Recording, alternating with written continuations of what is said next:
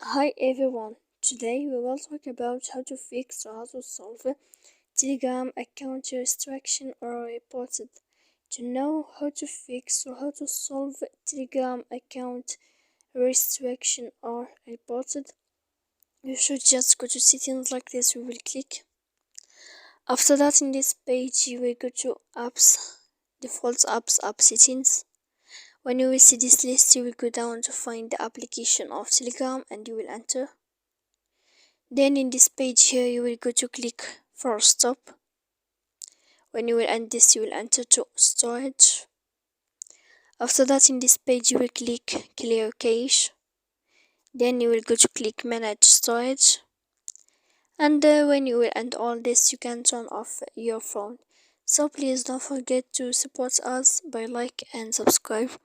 See you next time in another video, and thank you for watching.